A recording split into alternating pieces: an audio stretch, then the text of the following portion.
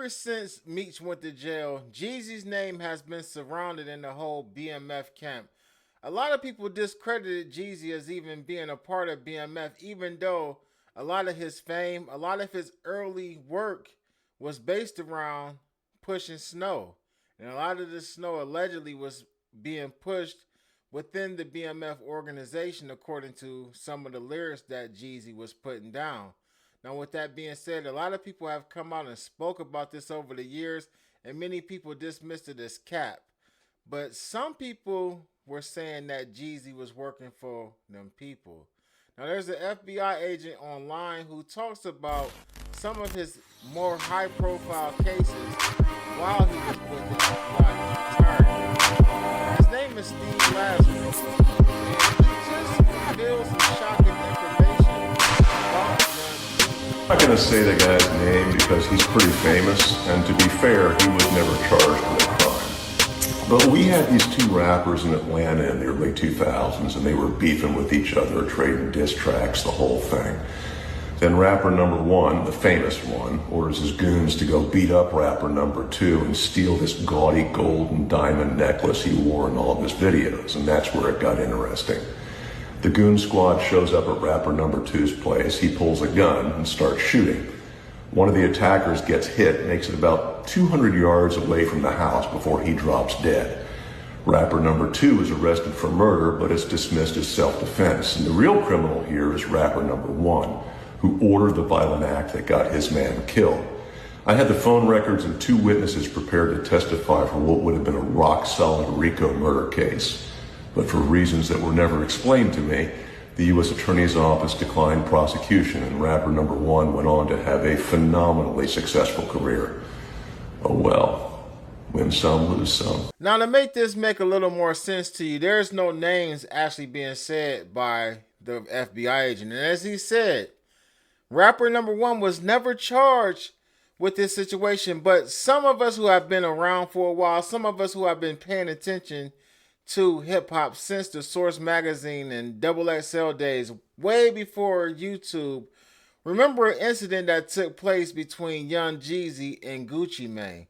Now, the story is said that Young Jeezy actually sent his goons to actually go pay Gucci Mane a visit. Upon their arrival, Gucci Mane was a little faster on the draw, and one of Young Jeezy's homeboys ended up getting knocked down. I'm the defense attorney telling him how to write out the sentence. That's the wrong show. You know, the one who makes you go really cold. Yeah. Mr.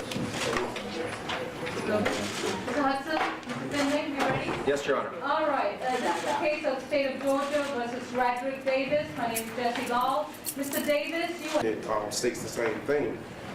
Just based on what the criminal history of Mr. Davis, we must ask for it. I asked him and confirmed that there was no attempt to serve him at a studio, at a residence. Accordingly, it was confirmed there was no holds. Contacted fugitive, knowing from doing this for a while, of information about my client. I do want to say that I have a community service letter from somebody with the Atlanta Public Schools that I'll tender, I'll show counsel, I'll tender to Your Honor. I can approach. Sure. The excessive amount, whatever that is, we're just asking that the bond, their bond be set. I never ask for an amount. That's not my job. My job is to ask for bond. The conditions I leave in the courts with the court's discretion. Okay. Well, in the exercise of my discretion, I understand your position, Mr. Finley, but this gentleman does have a... Now, with that being said, Gucci Mane would never be tried or convicted for that particular charge. But as the FBI agent said, they had witnesses as well as phone records that would help prove a case against Young Jeezy. And the question is why did the U.S. Attorney's Office decline to actually prosecute Young Jeezy? Some may say it could be his connection to Jay-Z and other powers that be in the music industry. But some people will point to another option. Some people will say that Jeezy took part in the takedown of Big Meech. Lights, Ralph Sims, the same that told about the limo that tried to say I told. Ralph Sims, Ralphie. Told on Jeezy, told everything Jeezy ever did. Jeezy had like 12, Jeezy had more statements on him than me. Were you allowed to hand out bricks? No. Do you remember in those 1 or 2 times where Jabo or Tito or someone told you to hand bricks to someone who those people were? Yes. Who? One of them was Doc or BI. Doc, did you say who the other one was, or you do not remember? Yes, Jeezy. Jeezy? Yes. We've heard some in this trial about a possible musician named Young Jeezy. Are you referring to the same person? Yes. But no, he didn't get indicted because he did some other shit. I feel like that. I know some things he did, like he turned Meech's cars into the feds. That same Porsche truck and that Ferrari I was talking about a while before he came to Miami and doing some lie detector tests about this gun case he caught one year in 06 when I went to go meet him. We had a shootout, not against him, but some other, like when me and him start trying to talk, some other popped it off with us and we ended up having a shootout and he ended up going to jail for a gun. If anybody is familiar with that Miami case, him and Twin came back to do a polygraph test supposed to be for that shit. And the security said that Meech cars pulled up on flatbeds, nigga, into the federal building when he went and did it, when he was inside for his meeting or whatever. So I know he turned in the cars. Ain't no telling what people be doing, bro. That's all I know he did. And then he told about House, the gun case that was already thrown out at the state level, and then the feds picked it back up. So everybody look up Big House. You look up Big House. He was a security for Jay-Z. He was a security for Big Meech. He was also security for Young Jeezy. Yeah, Jeezy put the people on his ass, and he'll let you know. You look him up, he talking his story, and you got all these people with these accounts of these people that's out here. Sorry, y'all, I just be the bearer of bad news because 10 years go by and people act like they ain't never heard nothing, don't know nothing. Like, hold on, the selective politics shit got to stop. We came from like him coming to the house and chilling, borrowing the whips and borrowing cars and getting work from the homie, and you know what I'm saying, from that to him like he'll beat spots and we want to pull up and he curve us. You feel me? Def Jam, at that point, Def Jam was scarred. They didn't want no more people that coming through their offices that can potentially they get, caught up with the feds with.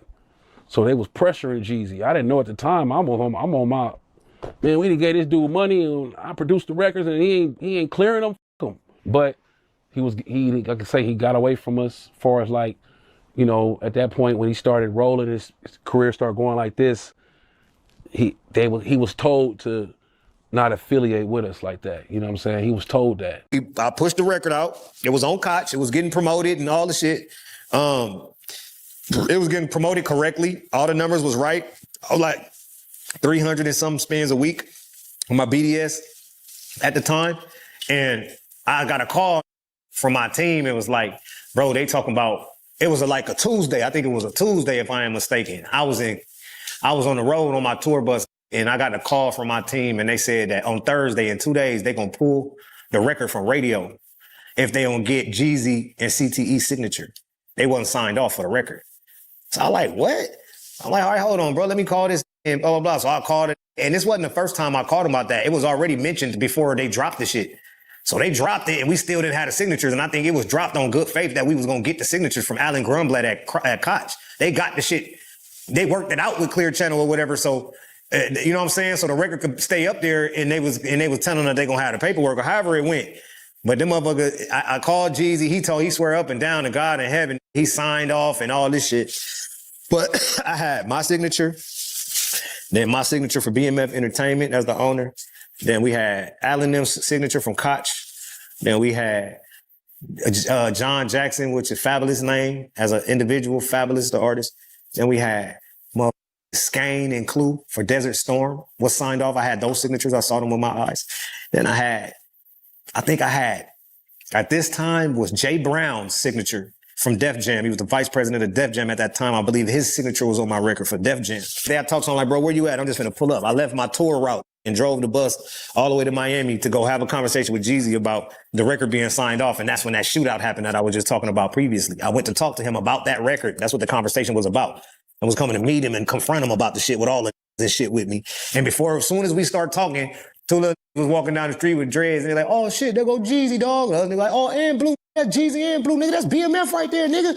Oh, bro, let us get a picture. And then my little cousin Twin, big Twin, he like, oh, nigga, they ain't taking no picture. You see they trying to talk. So the little like, and then the Twin fired him. Boom. And that's what started that shit that ended up to the shootout. And me and him never talked about the record right there because that fight turned into a shootout, turned into we all ran, turned into Jeezy got locked up for the gun. And then later on, Jeezy went back to have a polygraph test about that situation. That was all about that day. I went to meet him to talk about why he didn't sign off on my record with me, him, and Jeezy, and they pulled it from the radio. And I believe he couldn't because the feds had jacked him and told him, nigga, if you help these niggas, and the same reason why he couldn't do the deal with us. Same reason why he couldn't put his name on the contract, because the contract ensues help to BMF, and they struck his ass down and told him they were gonna put your ass in prison. I just grew it from there to like taking over all these surrounding counties. So anybody that know me, like we going down now, anybody that know me from that era can tell you, like I ran, 10, 15, 20 counties around me as a kid, you know what I'm saying? Like a real operation.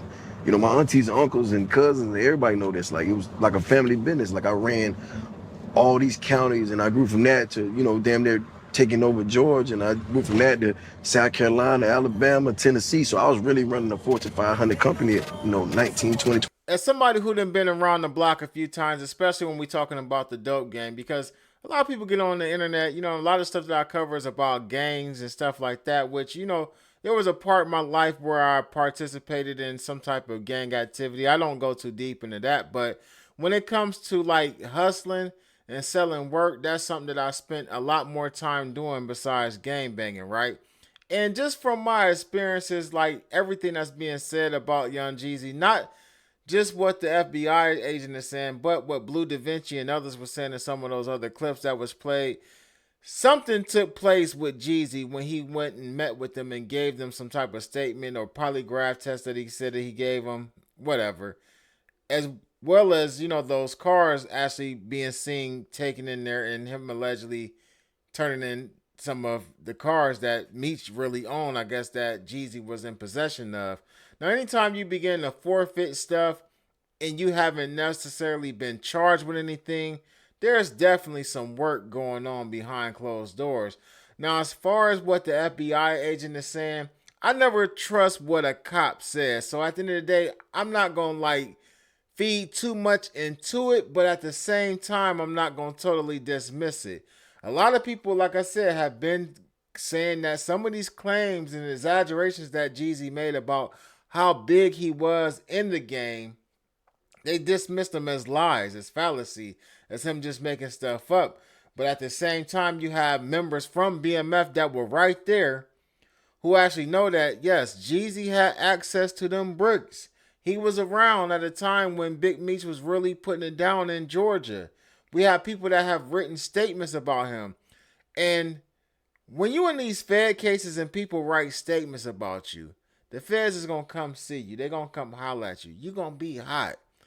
And for him to escape all of these charges, including the strap case that Blue Da Vinci talked about, as well as the case with Gucci Mane, it just leads you to believe that Jeezy, you look like you was working for them people.